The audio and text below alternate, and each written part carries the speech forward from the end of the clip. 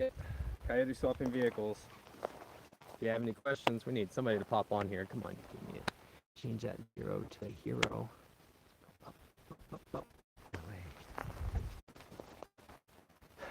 Well, for anybody who clicks on it afterwards, it's a 1970 Dodge Charger that's been Coyote swapped. It's a 2015 Mustang GT 5.0 motor. And to speak for itself, it's so much fun. I'm sure you've seen some of the other videos, but if you had any questions, you could definitely ask. Now's the time to ask. Somebody pop on here and ask. No, for real though, like Coyote swapping is an entire genre of thinking and ways to go about it, and it's kind of an obsession, something you just have to get into. There's several different platforms at this point as far as Coyote. There's the first generation, which makes the least amount of power, has the most trustworthy head bolts, compared to the second gen, which makes a little more power, it's better fuel economy. Head bolts on it need to be redone. Had some questionable oil pump gears. Apparently, just from pulling them out and dropping them, they will shatter, so they're a little bit fragile when it comes to that aspect. But then you got a third gen and fourth gen. Honestly, I don't know too much about them, but my section pretty much stopped at the second gen because, one, that's what I could afford, and two, that's what was available at the time. It was like a year later, the third gen came out, and the fourth gen. Each one with much more impressive power than the last. But yeah. What it is, Coyote swap 1970 Dodge Charger. There's a variety of transmissions you can pick. There's a TR6060, there's a TKO.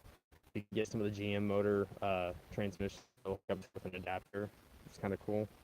But what I ended up picking was the NT82 out of a second gen Mustang, or I don't know what generation it is. It's a S550, but the NT82 was the cheapest to go with, so I felt like it worked.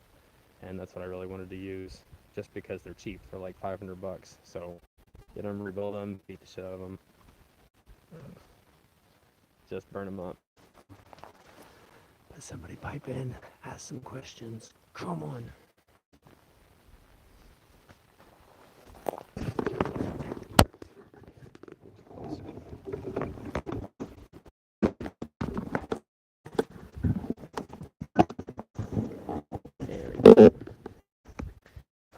Couple of different things you got to do when you go to get it set up. You're gonna have to pick a radiator option. You're gonna have to pick an air intake option. You're gonna have to deal with the coolant system, the control pack, which also runs the computer or runs the engine, but you have to have a computer set up. There's just several things you have to select from.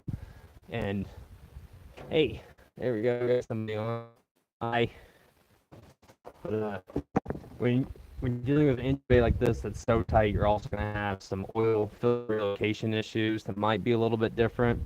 And then you got a power steering option. You have a booster option. There's so many things that you can really kind of wade between of what you want to do to get a Coyote engine to fit in whatever your make and model car you're working with. So if you want to have, a Mazda Miata, I've seen it swapped in those. I've seen it in an F100. I've seen it in a Bronx. We lost connection. Thanks. And a lot of fun about the Coyote. Me, it was fun because I've tried Dodge motors. I had 4 of them. I had 2 of the 5.7 Hemis. I had a 400. I had a 440. Hey, Bulls fan. Hi. If you guys are looking at getting some serious horsepower, because one of these second-gen Coyote motors, they're 22, 24 miles to the gallon on the highway with 435 horsepower. Like, you can't beat it. In 1970 Dodge Charger, like, where does it go from there? It didn't get any better than that.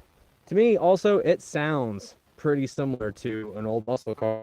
I'll start it for you guys.